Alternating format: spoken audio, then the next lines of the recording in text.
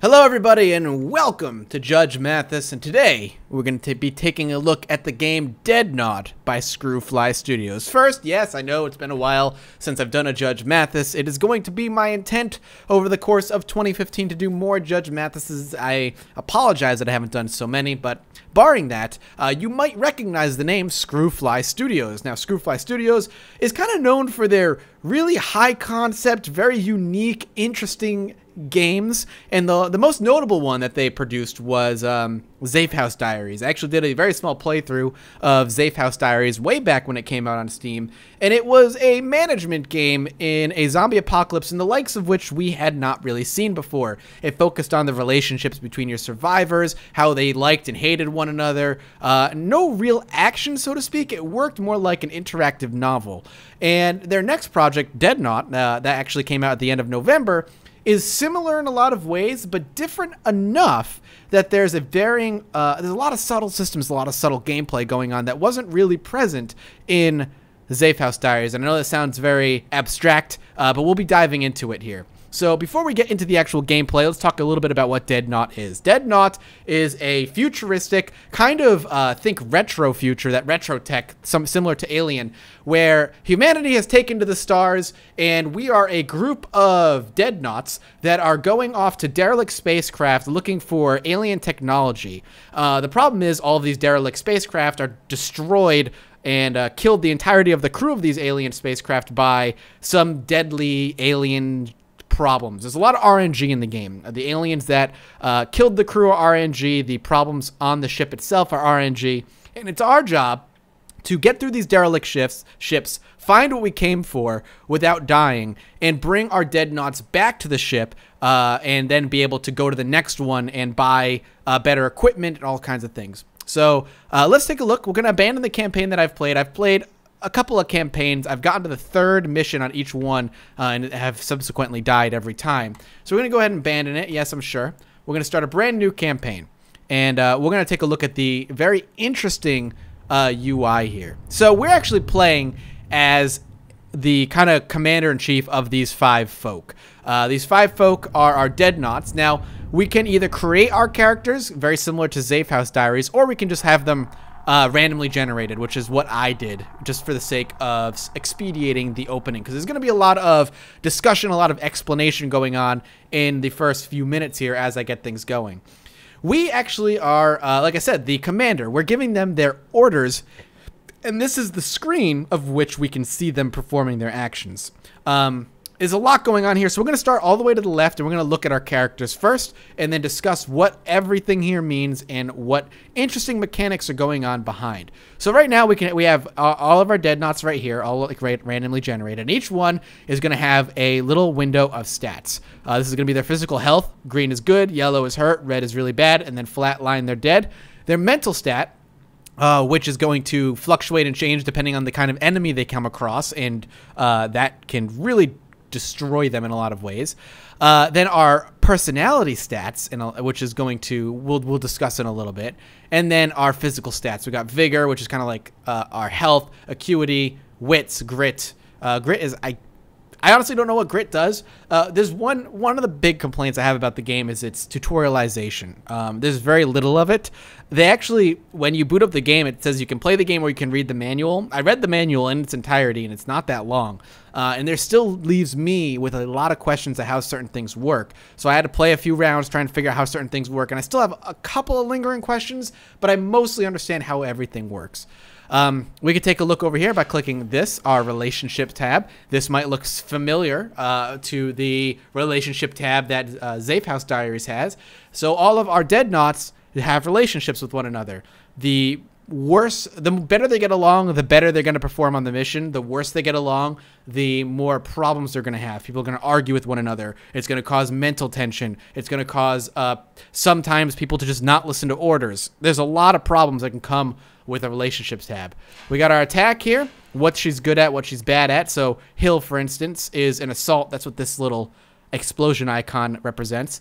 She's good with guns, but that's about it as far as weapons are concerned. She's ballistic guns, not beam or blast. She has decent optical detection, but she's not very good at seeing thermal heat signatures. She has decent listening, Can't really smell. Our radio or spectral are all readily low. We can enhance these with gear that we find in the game. Then the damage types, which she has none of right now. And then her defenses, what she's good at protecting against. This all, of course, will change with whatever armor we give her. Optical stealth, sound stealth, all kinds of good things. That will change. And then we can go through everybody and take a look. Everybody's going to have different, abilities depending. So let's go back up here, and then we'll take a look over here. So over here is kind of her personality, how old she is, her name, her different skill sets. Basically, is she good at investigating? Is she good at protection? Her intuition, does she have good intuition as to what's going on? All of which will be presented in its own unique way. And then, of course, her stats. So she actually comes with a memory lapse. Every once in a while, she forgets how to do something important. That's actually a pretty terrible roll. Right has selective deafness, may ignore orders. So if we give her an order, she might just ignore it for whatever reason. She also has bad vibes, so she's terribly unlikable that other relationships in the vicinity can drop. So that's going to cause problems in our relationship tab. Garcia, Siphon, knowledge seems to go astray sometimes. That's a problem. And Porcelain can become heavily unstable after the most minor scratch. So she's kind of fragile in a way. And she too has memory lapse. Awesome. Glad to hear it. We're getting some bad rolls as far as this is concerned. She's very stealthy, which is nice. She's an attention seeker. Nobody knows why, but enemies seem to zero in on her. So if there are enemies in the area, they're going to kind of focus on attacking her more than anybody else. She looks real good for 66 years old. And she also has Siphon. And then Thompson over here, also a Siphon, also an attention seeker, and is suspicion. Causes instability in another dead knot if left alone. So him being left alone with somebody else is going to be causing relationship problems. There's a lot of systems at play. This is one of those games where you could get away with playing the game knowing only its most basic functions, but as you play more and more and more and more, there's a whole lot of layers and like a lot of subtle systems being played at that can cause a higher strategic mind to really flourish at this game, while people who may not necessarily go that deep into the game could still succeed, but should they put the extra effort in to understand the other systems like the relationship system and so on, would probably benefit from doing so. Then this little tab down here is our equipment tab. Everybody's going to have different equipments. For instance, Hill is a ballistic woman, so she's going to have her EVA standard weapon suit. And she's going to have a small rifle, a pistol, and then if we had anything passive, we could give her a passive. We can give them different suits. Each suit will allow them to carry different things, different weapons. So Garcia is also going to have a standard shield suit. She's going to be carrying a knife and a standard field. So she's kind of our defense person. She's not carrying a rifle, and she can't carry a rifle. But the defensive field is going to give them the ability to prevent, basically give a force field a layer of protection. And then Thompson is going to be wearing a standard tech suit. He's going to be a little bit of a hacker, so to speak, and we'll show you the hacking system in the game. That's what the small decryptor does, and he's going to be carrying a pistol for a little bit of defense. Now, we can switch things over to a history. Every character has a generated history, what they did with their lives leading up to where they are now, kind of understand their personalities and why they are the way they are. I'll be honest, I haven't really paid too much attention to it because I don't care that much. And then our info, which is basically buffs and debuffs that are on the characters when they go about it. Now we'll swap over to here before we worry about this. And this is important to look at prior to actually going on your mission. So every mission is a separate derelict ship. And you can take a look at the first derelict ship. By the way, when you play, you're playing a campaign. You have like 3 or 4 missions. You either win or you lose, and the next one's randomly generated. It's just how it is. Think of it like a run in Isaac. All right. And they take about an hour to get through all of them. So, this is the mission briefing. Our first derelict ship right here. Approaching a vessel. It's an industrial freighter. Sensors detect several potential life forms on board. So this means probably not too many life forms. This is good to know. Sometimes it can be many. Sometimes it can be very few. It depends. Several is manageable, especially on a first mission. Structural integrity of the ship is low but stable, so all the areas in the ship are accessible. Every once in a while, you'll come across a ship that has terrible structural integrity, and certain rooms are basically blown open into open space, and going in there will end up hurting and or killing your characters. Sometimes they're just not accessible at all. That's what this is basically telling us. All the areas are, in fact, accessible to us. Power is distributed primarily to the reserves, so that's good. Internal security priority is watchers, and some energy fluctuations are detected. So this little mark right here is actually very important for us to understand. This is telling us that a lot of the power on the ship is in the reserve, meaning a lot of the power is not distributed to the security systems. Now, if this had said power is distributed primarily to security, we could assume that there's going to be built-in turrets in the ship that would end up shooting us to death if we came across them. Turrets in this game are deadly. The one time I came across them, they wrecked my shit, and I was not prepared for it. But this is important. I'm glad this is the way it is. Internal security priority is watchers. So if it looks like its security priority is going to be to watchers and not turrets, watchers we'll talk about when we start playing. They're not that big a threat, but they're annoying. And then some energy fluctuations are detected. No transcript is currently available for this mission, meaning this is the chat log of our Deadnaughts. So if we take a look, this is the ships. We can actually take a look at what the priorities are. So sentinels, signals, and doors are low priority. Watchers are high priority. This is how big the area is. 8 rooms within the ship itself, which is not that many. Power distribution, low on lights, low on security, low on atmosphere, high reserve. Aliens, this is the culture that ran the ship prior to it becoming a derelict ship. The Seosusenes. Interstellar expansion began approximately 700,000 years ago. Their home world is unknown. Estimated territory size is many, many systems. Deceitful yet diplomatically powerful. Extensively uses espionage. Not adverse to breaking treaties. Historically prefers peaceful solutions to conflict. Uses force only when necessary. Highly industrialized. Sees natural resources as something to be exploited. Determined to expand its borders. And predominantly collectivist, prioritizing social harmony. Now, I don't know if this actually matters ever. I've never seen it matter. And I'm pretty sure this might be randomized every time. It seems that way.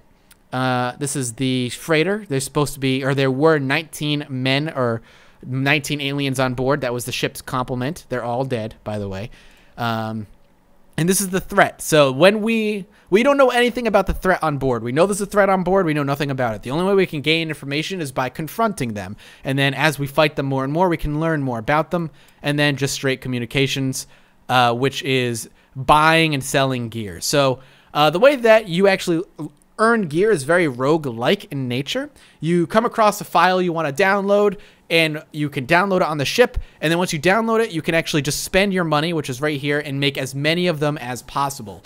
Now, it's important that you are creating the right gear, and that's why this over here is so important, especially if you know anything about the alien at all when you're going to the ship. Unfortunately, we know nothing about it, because if we are going to end up fighting an alien that is, say, ghost-like in nature, ethereal, we might want to end up coming down here and buying beam weapons instead of ballistic weapons, because beam weapons are more effective against ethereal creatures as opposed to guns with bullets. So that's that. That's how that works. Over here, we'll be using this as we come across, and this is our comms. So the main screen we're going to be using as we play is this one.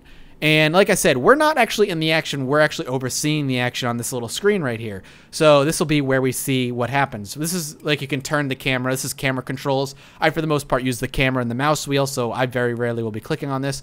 This is mission time. If we want to equip the crew, this will bring us back to the left-hand screen. This is click breach ship to start the mission. Now, the last thing we want to talk about is audio, visual, and data. So as we are playing through the missions, number of things can go wrong. And by number of things, I mean almost everything can go wrong. Sometimes the threat, the alien threat on board, can fuck with your video signal or your audio signal.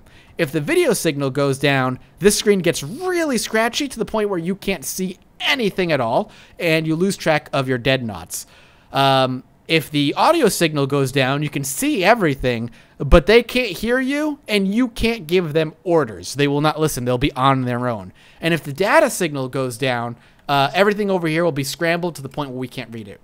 Honestly, this one is the least important one, so I prefer this to go down.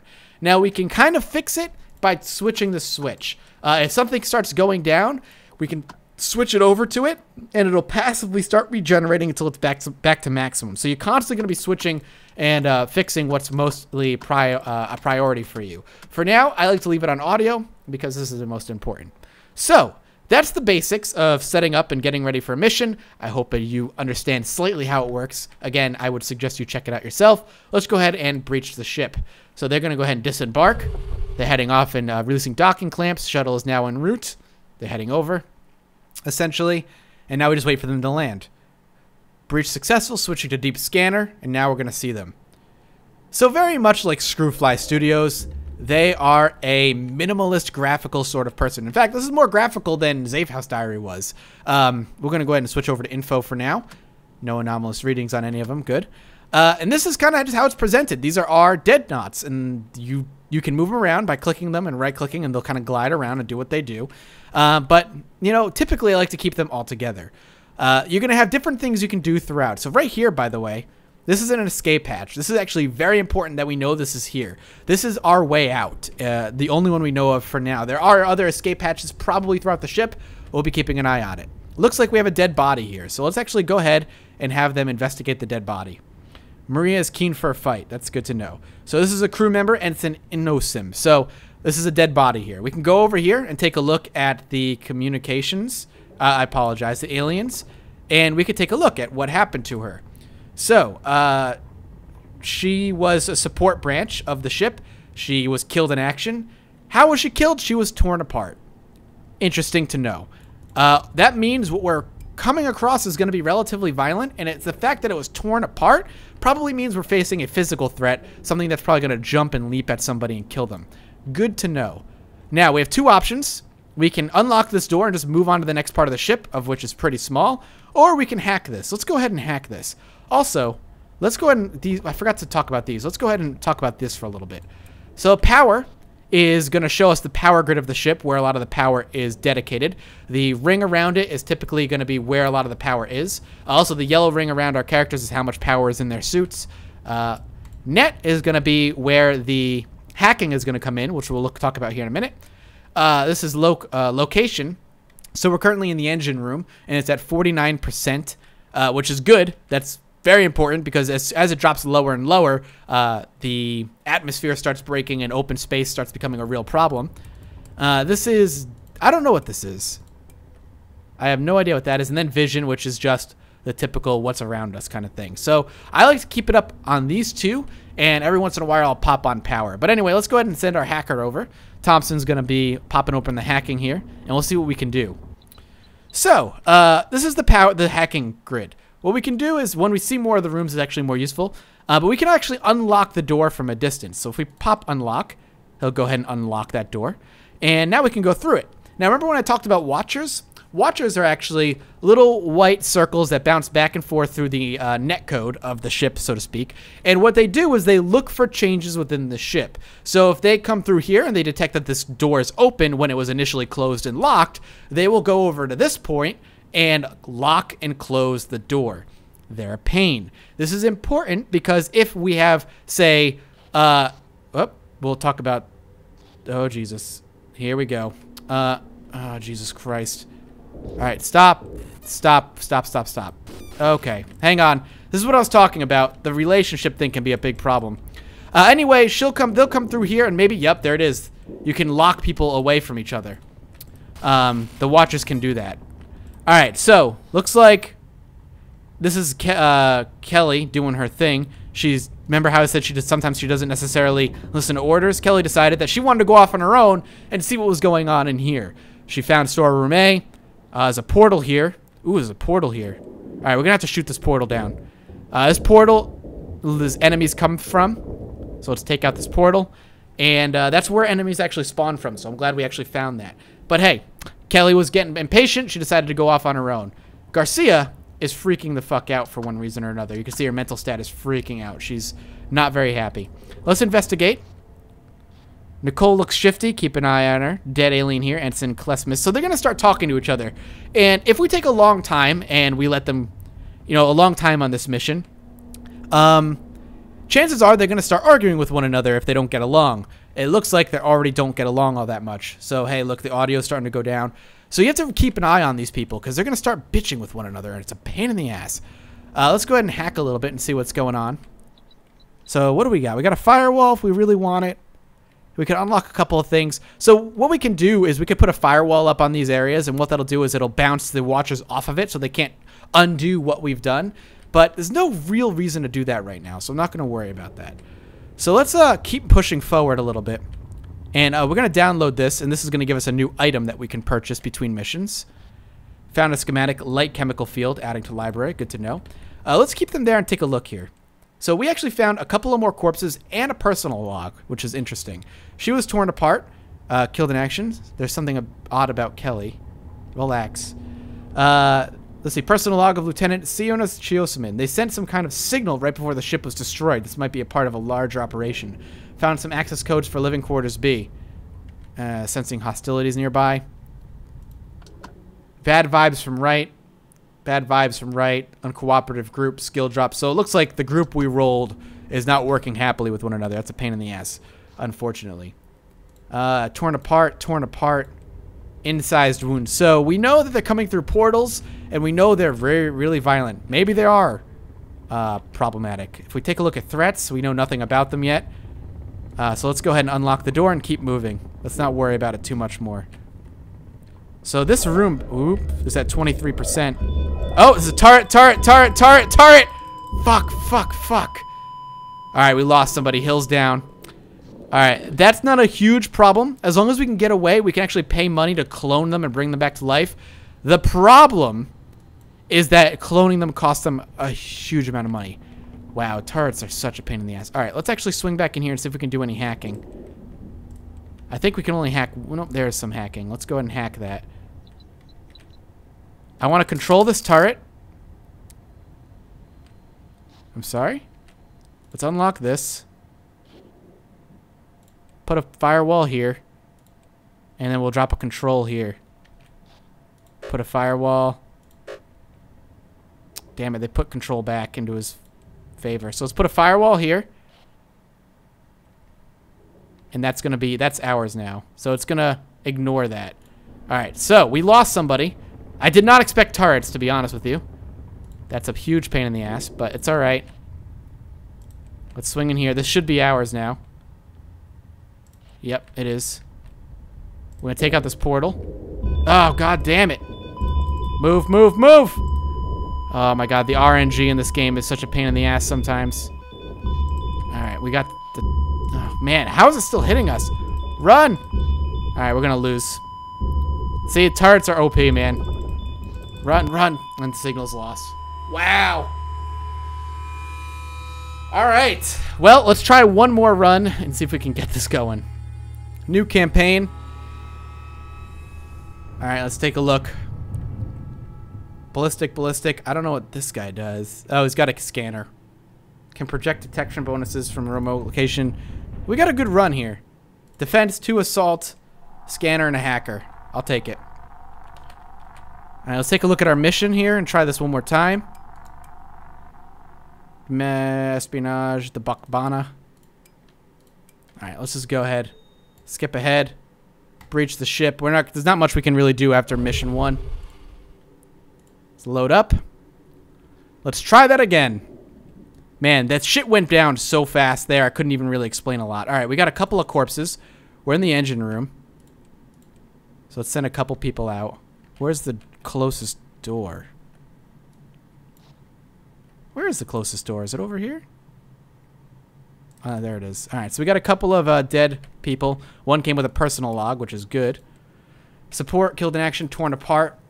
Captain Chosius ordered me to take one of those... That noise is not good. Those things to store away so we can study it. Can't explain it, but when I dropped it off, felt like it was hiding something. Very strange. Sliced up, eyes missing. Okay, that's interesting. I can't really deduce anything from that. Oops, I didn't mean to shoot the door. I don't want to be doing that. Galley's at 29%, so any combat in here could actually cause us issues. We don't want to do any damage to this room, if possible.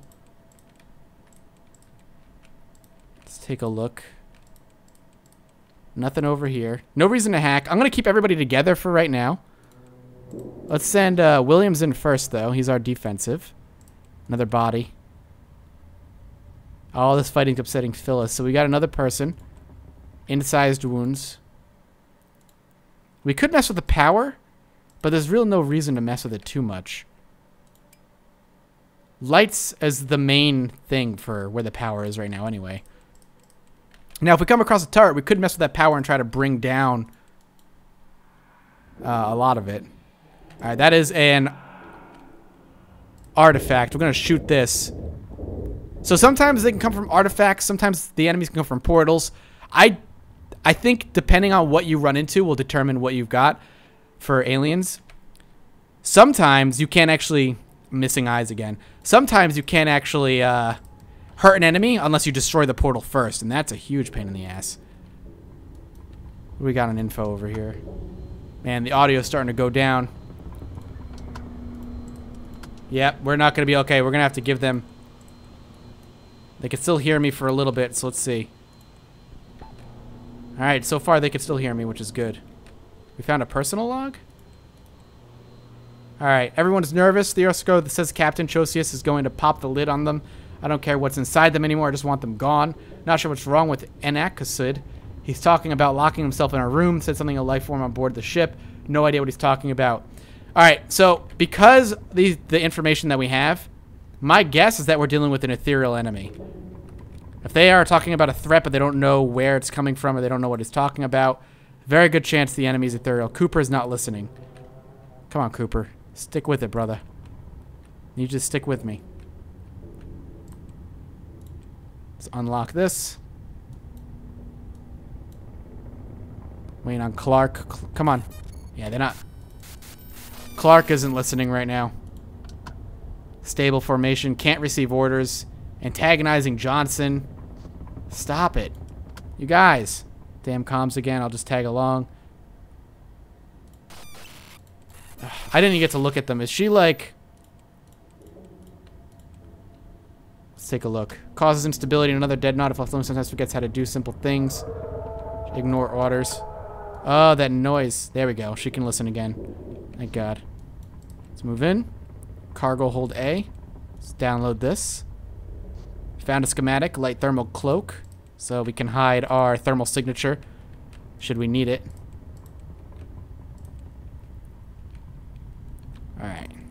Stop antagonizing each other, by the way. God damn it, guys. You'd think these people would learn how to work together if you're going to be risking your lives with one another.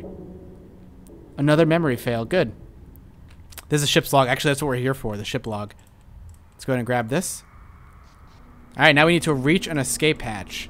There are some hatches in cargo hold B and the social room. Interesting. That was really quick. Cargo hold B is where we came in, isn't it? Yeah, well, there's that. There's one right over there. So let's go over there. We ran into, what, no enemies? That's good luck. At least for now. Who knows? We're going to head off. I want to explore a little bit anyway. The more you explore, the more reward you can get by downloading schematics and stuff. But we also put your dead knots at risk, too. But the more research you do, the more money you get. So, like, investigating a corpse will give us some money. Ensign Bak... Okay, then. Ensign Bak Tun, for instance. Flayed skin. Well, not... Oh, we are running out of power in here. I don't know why. Our suits are running out of power very, very quickly. Everybody's frustrated with Brooks. That was interesting. We ran out of power very quickly there. Oh, Deborah short-circuited. That's why. So yeah, our suit's power went down very quickly because Deborah short-circuited. Right, let's keep moving. Oop. I don't like that noise. No. Unlock it. There's a, yeah, let's take out this. Alright. It looks like we'll actually succeed this mission. Relatively little problems. We found a personal log. We already read that one, right? Yep. Personal log, yeah. It's the day of reckoning. Captain Chosius says we're going to open up the pods. Captain Chosius asked me to check on Lieutenant... Are you trying to blow up the ship? Oh, God damn it. Apparently she had gone to some kind of state of affair. State after being around the artifact. Seems fine now, more irritable than usual. Alright, I think we get out of here. We're risking it with the short-circuiting constantly. So let's move over here. And we extract all of our dead knots. will get some money, and they survived. That's an interesting little first run. And that, ladies and gentlemen, is how Dead Knots plays. Like I said, there's a lot going on. A lot of the gameplay is basic for you, the player. You have very little input on what you want you to do. A lot of what's going on is just you trying to manage their relationships. This is actually very important, these relationships, man.